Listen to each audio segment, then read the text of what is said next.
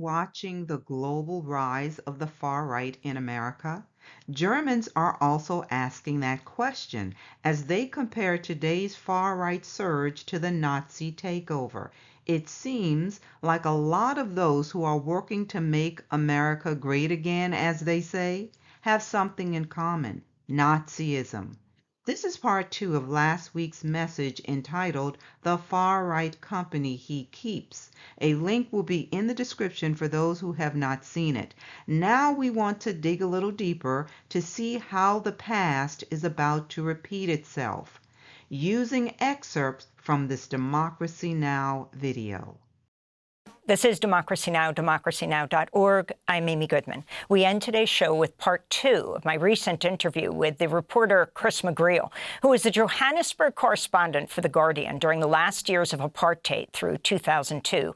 He's been closely following the South African-born billionaire Elon Musk, who was born in 1971 in Johannesburg, South Africa, and raised under the country's racist apartheid laws. Some of McGreal's pieces include what does Elon Musk believe and how the roots of the PayPal mafia extend to apartheid South Africa. I began by asking Chris McGreal to discuss Musk's grandfather, Joshua Haldeman. We see Musk's grandfather, Joshua Huldah. He immigrates to South Africa in 1950, and that's really when apartheid's just starting to kick in. The 1950s are when the first laws, South Africa had discriminatory laws before, but you see the specific apartheid laws, which are much more aggressive and in many ways reminiscent of the Nazi Nuremberg laws against Jews in the 1930s. They have very similar echoes in stripping black people from the right to work in certain places, their movements, controlling them, confining them to areas. You already had a situation which is now, come to the fore because of recent events with Trump. But you mean with Elon Musk giving the Nazi salute? Yes, but also with the sanctions over land, is that the 1913 Land Act had already deprived most black people of land in South Africa anyway. At that point, the 7% or 10%, as it was, of the population that was white owned more than 85% of the land under the Land Act of 1913. So the apartheid laws kick in the 1950s. Elon Musk was born in 1971 in Johannesburg, and at that point the Prime Minister was a guy called John Vorster. And John Vorster's background is very telling, really, because Vorster in the 1930s had been a member of a neo-Nazi militia called the OB, which was openly sympathetic and linked to the Nazis in Germany. It was responsible for all kinds of attacks, but including burning Jews out of their businesses in Johannesburg. And we're talking about what years? In the 1930s, so the late 1930s. And then South Africa goes to war as an ally of Britain against Hitler. The OB and the groups that support them, like Vorster, people like Vorster, they actively oppose that. They actually are in touch with, OB is in touch with German military intelligence, and they plan to assassinate the Prime Minister of South Africa, Jan Smuts, and overthrow the government and have it support Hitler. That plan fails because the Germans are unable to provide the necessary weapons and back out. But in 1942, John Vorster, later Prime Minister, stands up and gives a speech, and he talks about the system that their kind of ideological belief system, which was Christian nationalism. And he says, Christian nationalism in South Africa is the same as Nazism in Germany and fascism in Italy. It's all anti-democratic. It's all the same thing. By 1971, when Elon Musk is born, that man is the Prime Minister of South Africa. And Christian nationalism is the basis of not only the political philosophy, but the entire education system that Elon Musk is brought up into. It's a curious thing that the current president would surround himself with so many people with ties to far-right ideology. We see that a lot of the things that were true for those living in 1933 are true for us today as we witness the past about to repeat itself. This Newsweek article is asking the question, would Elon Musk's gesture be deemed a Nazi salute in Germany? According to Amadou Antonio, and he's with a Berlin-based foundation, he said Musk had in fact made a Hitler salute at the Capital One Arena in Washington, D.C. And yet, there were Christians, religious leaders, who defended him, saying he's just autistic, he's awkward. That salute didn't mean anything. No, the apple didn't fall far from the tree. These same Christians will continue to defend supremacist behaviors. Now let's remember that many of them use scripture to condone the horrors of slavery, and they're doing it today by trying to ignore the effects of it and refusing to make restitution. But know that this is being allowed, so that what is really in their hearts will be revealed, because they think they are pious. But the curtain is being pulled back so that we can see who they really are. They are the children of those who did the deed or approved of it. For many of them, their silence is telling. Take us from Elon Musk's grandfather moving to South Africa in the 50s to his father, how they gained their wealth. So Elon Musk's grandfather moves there in the 1950s. He's not particularly prosperous. He arrives without a lot of money, but it's Elon Musk's father, Errol, who makes the real money, principally through investments in emerald mines in Zambia. And mining conditions in southern Africa in that period were really pretty dire in the 1960s and 70s. Very high death rate, very poor conditions, but the owners got very rich. And Musk lived what can only be described as a neo-colonial life. If you were white South African in that period and you had any money at all, you lived with servants at your beck and call, you lived in sprawling housing, and what you see with Errol Musk is that when we get a glimpse into just how much money he had when he and Elon's mother get divorced, she says at the time that, well, he owns a yacht, he owns a jet, he owns several houses, so there was considerable wealth there. So, did he pull himself up by his bootstraps? Or is he the product of white privilege? Let's see who else is a part of this far-right mafia gang. One of the things you see is that Peter Thiel, another member of the PayPal mafia, very close friend of Musk, he had been at school in Johannesburg, but his father gets a job on a uranium mine near Swakopmund in what is then southwest Africa. And so Peter Thiel moves there as a child and goes to school there. And the thing to know about southwest Africa, the reason it was separate from South Africa, is that it had been a German colony until the end of the First World War. Then it becomes falls under South Africa's mandate, partly because at that point South Africa was a British colony. When South Africa becomes a republic in the 60s, it hangs on to Southwest Africa and it becomes a South African colony. But the population, big part of the population was of German ancestry. And you could, I remember going to Windhoek in the early 90s, and the main thoroughfare through Windhoek was called Hermann Goeringstrasse, named not after the Luftwaffe chief, but after his father, who had been a governor of German Southwest Africa. In Swakopmund, it was even more extreme. It was notorious for many, many years, really into the 80s and 90s, as a hotbed of open support, continued support for the Nazis and for Hitler.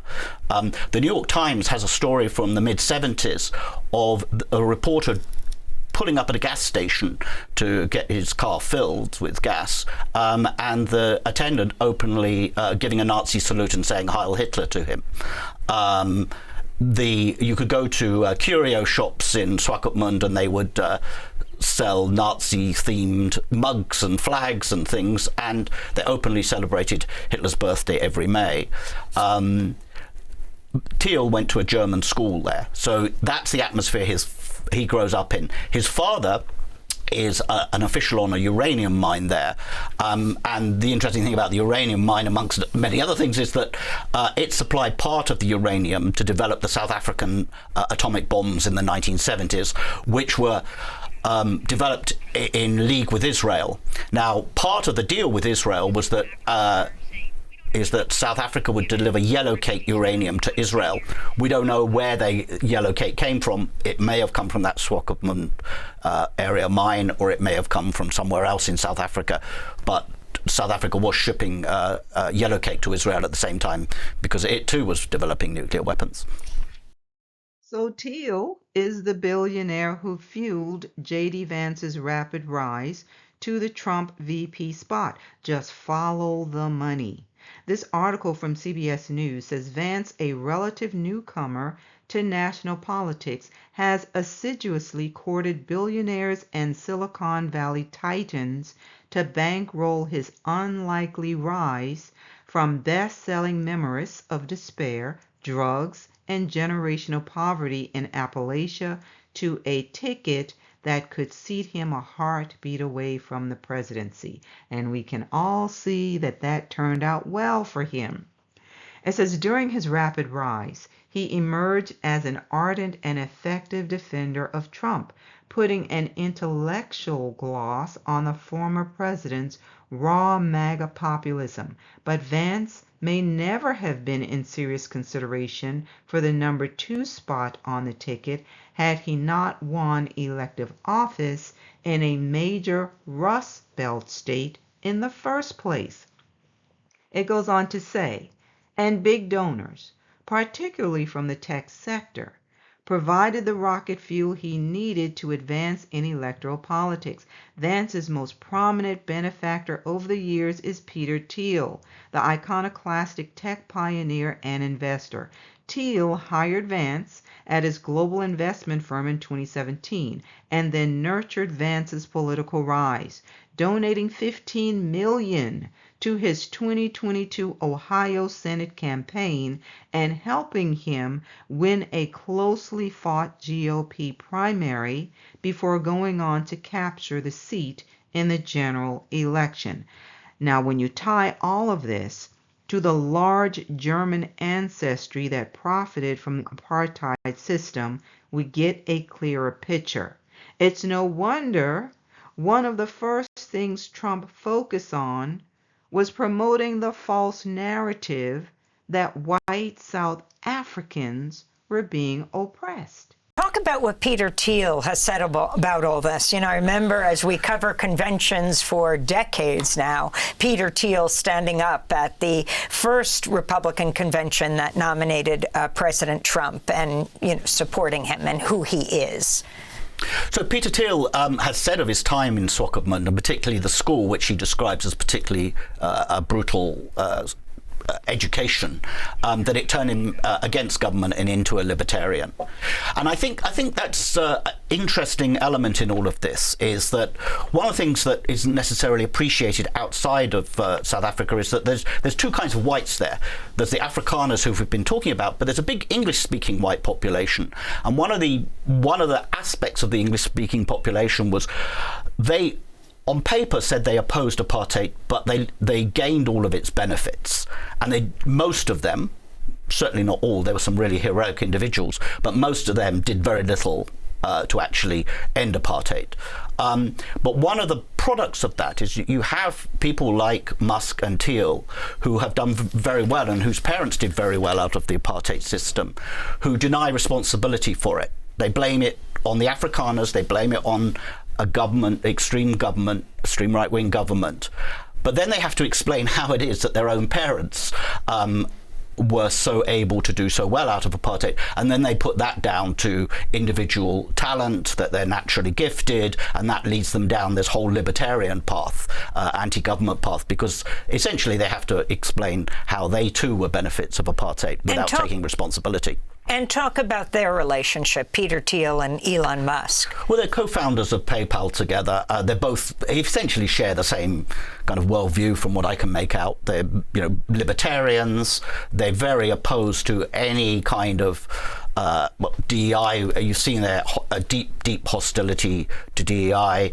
I think Thiel buys into the same message about anti-white, the war on white people in South Africa that South African white groups like AfriForum have been pushing in the United States. So I think that philosophically they're very similar, and obviously they have a very close relationship. And then talk about David Sacks, and talk more specifically about what you're referring to as the PayPal mafia. I don't think most people in this country understand all of these connections and this unusual situation where these some of the wealthiest men in the world work together, founded PayPal, and now surround the president of the United States. Yeah, so David Sacks was born in Cape Town in the 70s, and he moves. His parents take him to Tennessee when he's 5 years old, so he didn't grow up in the same milieu as Musk and Thiel, but he did grow up in the white South African diaspora, for sure. He clearly shares the same views. As you say, they're part of the PayPal mafia. They all get rich from the creation of this company. They're all at the top running it, and now Sacks has emerged as Trump's AI and crypto czar. So clearly, they benefited greatly from apartheid, but they want us to believe that they got wealthy because of merit. No, it was oppression, exploitation, and white privilege. This article from The Hill says Trump says some white South Africans are oppressed. Really? And they could be resettled in the U.S., but guess what they said? No thanks. We'll stay here. You know why? Because this says whites in South Africa still generally have a much better standard of living than blacks more than 30 years after the end of the apartheid system of white minority rule in 1994. Despite being a small minority, whites own around 70% of South Africa's private farmland. A study in 2021 by the South Africa Human Rights Commission said 1% of whites were living in poverty compared to 64% of blacks. But they want us to believe that there is a war on white people. Now they are the victims. This is gaslighting. It's the same old playbook. So very interestingly, for people who aren't aware, Elon Musk had a company called X.com. It was an online bank. It merged with Confinity in 2000 to form PayPal. The merged company was renamed PayPal in 2001. And you have all of these guys who you've just laid out. Well, I think Bota is a partner at Sequoia Capital, but now key players. And that brings us to Trump's order on Friday to cut off all aid to South Africa and offer refugee status in the United States to the white South Africans who are, quote, victims of unjust racial discrimination. But interestingly, many in the right-wing white lobby say they want to stay and focus on ending black majority rule. This is Flip Bass, the chairperson of what's called the Solidarity Union. We might disagree with the ANC, but we love the country. As in any community, there are individuals who wish to immigrate, but the repatriation of Afrikaners as refugees is not a solution for us. We want to build a future in South Africa. Hopefully you caught that. The goal is to end black majority rule in South Africa. So they want to go back to the way things were. This article from AP says South Africa's new government brings black and white together. It's also reviving racial tensions. Let's read some of this. It says, in a country where racial segregation was once brutally enforced, South Africa's new coalition government has brought a black president and a white opposition leader together in an image of unity. Yet the power-sharing agreement sealed a week ago between President Cyril Ramaphosa's African National Congress Party and the Democratic Alliance, one of South Africa's few white-led parties, has unwittingly renewed some racial rifts.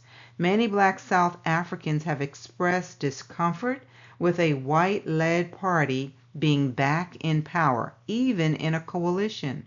The country is haunted by the apartheid system of white minority rule that ended 30 years ago, but is still felt by millions among the black majority who were ruthlessly oppressed by a white government and remain affected by unresolved issues of poverty and inequality. South Africa is now faced with the likelihood of seeing more white people in senior government positions than ever since apartheid ended. White people make up around 7% of the country's population of 62 million. What do you think will happen when they have more white people in senior government positions? This says the ANC liberated South Africa from apartheid in 1994 under Nelson Mandela, the country's first black president. Its three-decade political dominance ended in the landmark May 29 election, forcing it to form a coalition. The DA, with its roots in liberal white parties that stood against apartheid, won the second largest share of votes. Listen to this from Reuters. It says South Africa's white Afrikaner separatists want Trump's help to become a state. Just wrap your brain around that. This says a group of white Afrikaners was so opposed to majority black rule when apartheid ended some 3 decades ago that they carved out a separatist enclave, the only town in South Africa where all residents, including menial workers, are white. Now the residents of Orania population 3,000 in the semi-arid Karoo region want U.S. President Donald Trump to help them become a state. 3,000 residents, you all. Now listen to this from Al Jazeera. It says, in 2022, the World Bank classified South Africa as the most unequal country in the world and listed race, the legacy of apartheid, a missing middle class, and highly unequal land ownership as the major drivers. About 10% of the population controls 80% of the wealth, its report said. It goes on to say that in 2014, researchers from Spain found that the average monthly income of black South African households was $552, compared with $6,138 in white households. In 2017, a government survey tracking household expenditure echoed those findings, stating that nearly half of all black-headed households were spending the least, while only 11% were in the highest spending category. So if white South Africans control 80% of the wealth, did apartheid really end? No. The system is still separate and unequal. Is it any different here in America? No. Compared to the wealth of whites here in America, we're at 4%. But they want the world to believe that it's a level playing field. No. The wealth made as a result of slavery and apartheid were passed on to the descendants of the oppressors.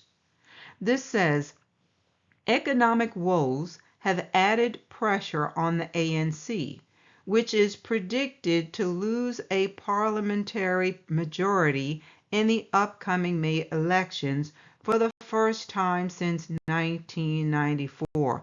Well, that already happened, you all.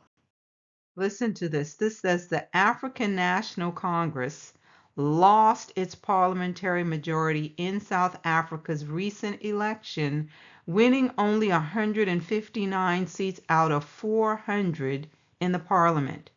This historic result marks a new political path for the country 30 years after the end of the apartheid system.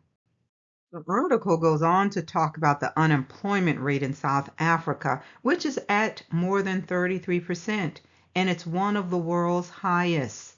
So a new law aimed at seeing more black people employed was signed by President Cyril Ramaphosa, but it sparked debate with South Africa's main opposition party, the Democratic Alliance, saying the law prescribes race quotas and would cause other groups to lose jobs.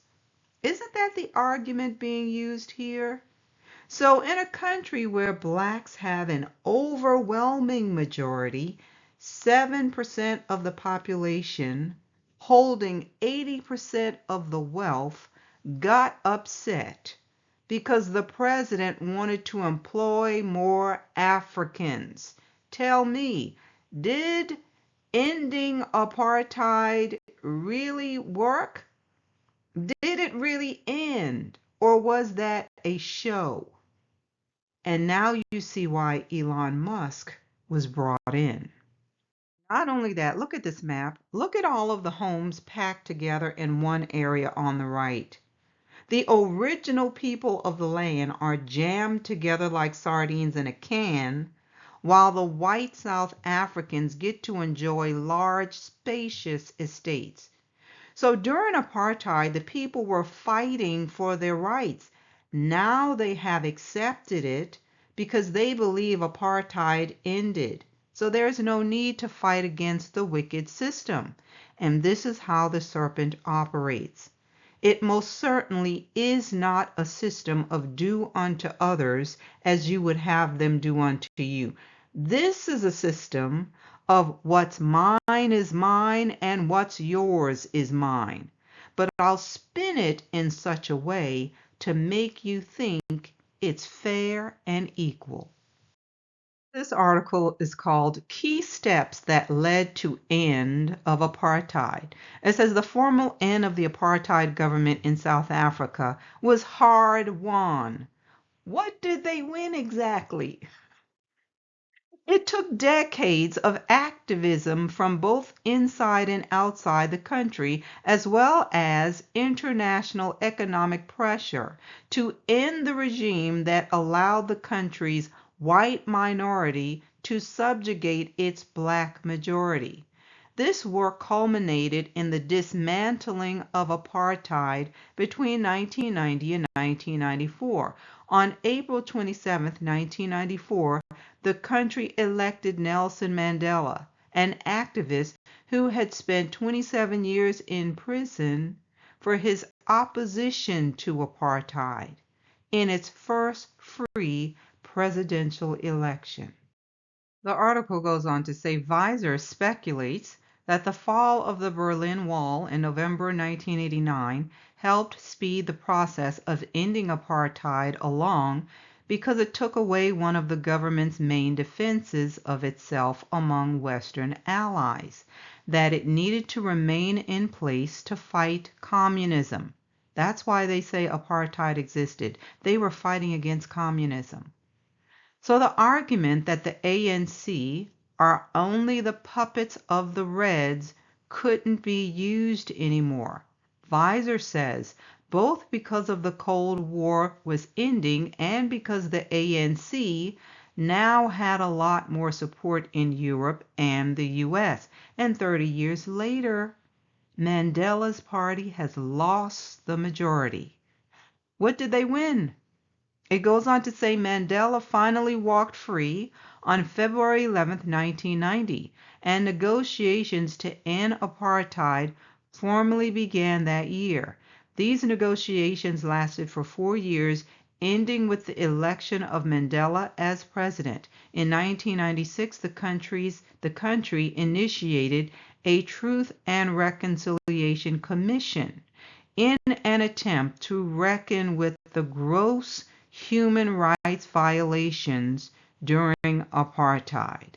So the Truth and Reconciliation Commission in South Africa was established in 1995 by the new government to address the human rights violations that occurred.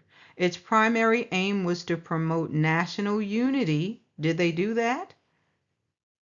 And reconciliation by uncovering the truth about past abuses, allowing victims to share their experiences, and providing a platform for accountability. Were they held accountable? And some of you may remember this when it aired on TV. You saw the original people weeping and telling their stories about what had happened to them, but the government thought an apology was enough. No, they never made the wrong right.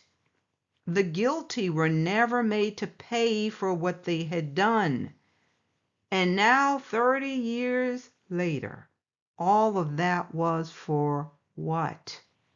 So it says, the TRC operated through various committees, including the Human Rights Violations Committee, which investigated abuses from 1960 to 1994, and the Reparation and Repatriation Committee, which focused on compensating the victims.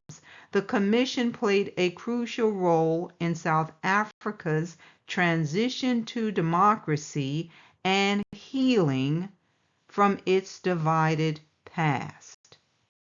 Honestly, it's enough to just turn your stomach, really.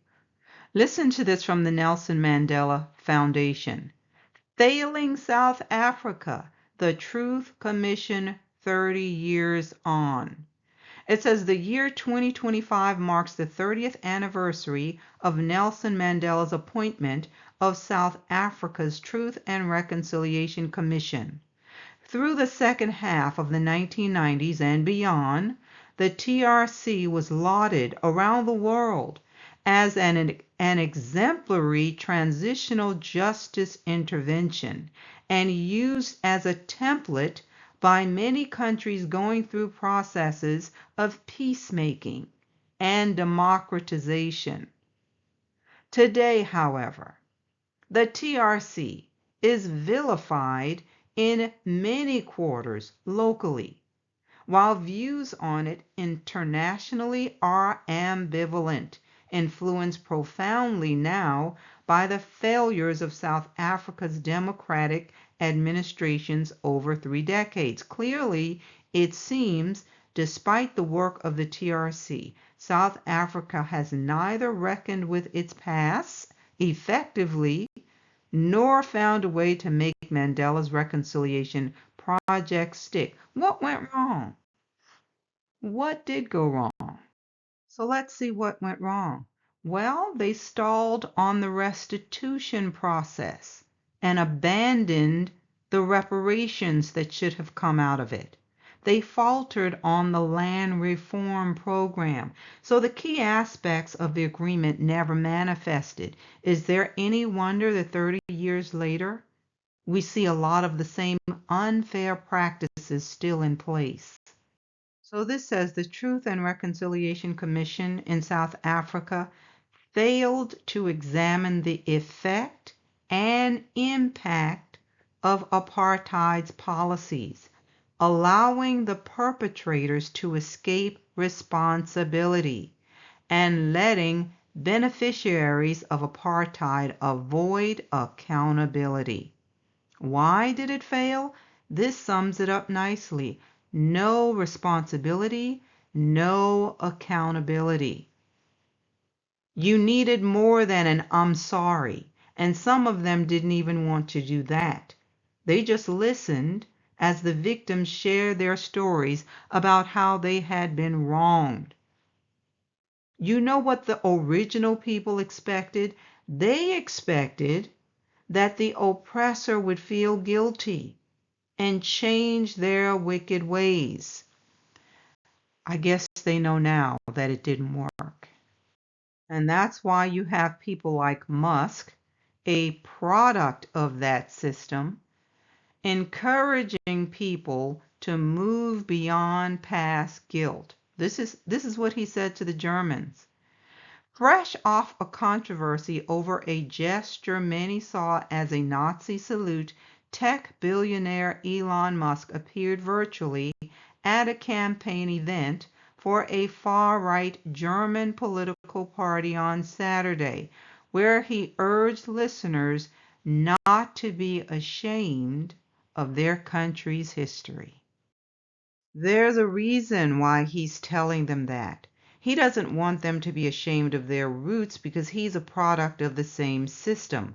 How is it that we have so many Christian nationalists holding some of the same racist views? They won't admit it, but at the root of their message is Nazism. Look at this article from AP World News. The title says, Germans thought they were immune to nationalism after confronting their Nazi past. They were wrong. So the Germans are equating nationalism with their Nazi past. Do you know that Nazism was originally called National Socialism? They were nationalists. And we see Trump surrounding himself with South Africans who got rich as a result of apartheid. Let's remember that he said he was proud of his German blood. It was a dog whistle. It's typical Nazi eugenic theory that Aryans are a superior race. The article says voters in Germany and across Europe are increasingly empowering far-right nationalist parties who promise to restrict immigration and in some cases constrain democratic freedoms of religion, of expression, and of the right to protest. These forces have bubbled up in France, Italy, the Netherlands, and Austria. Are we not seeing the same thing here in the United States? It's about global domination. They want us to believe that the fight is between Democrat versus Republican. But are we really looking at a fight between Nazis and communists? And unfortunately, we're caught in the middle. Our appeal has to be to our Father in heaven because neither system will work for us. We also have to remember that the Most High fights for us when we turn from our wicked ways and cry out to Him. But just know that Nazism will be destroyed. Listen to this from Psalm 37:12-20. The wicked plots against the just and gnashes at him with his teeth. The Most High laughs at him, for he sees that his day is coming. The wicked have drawn the sword and have bent their bow to cast down the poor and needy, to slay those who are of upright conduct. Their sword shall enter their own heart, and their bows shall be broken. A little that a righteous man has is better than the riches of many wicked. For the arms of the wicked shall be broken, but the Most High upholds the righteous. The Most High knows the days of the upright, and their inheritance shall be forever. They shall not be ashamed in the evil time, and in the days of famine they shall be satisfied. But the wicked shall perish. And the enemies of the Most High, like the splendor of the meadows, shall vanish. Into smoke they shall vanish away. I hope this message has been a blessing to you. Please remember to like it and share it. You're also welcome to subscribe if you have not already done so. We normally upload messages on Sunday mornings at 8:30 a.m. Yah willing. Join me next time.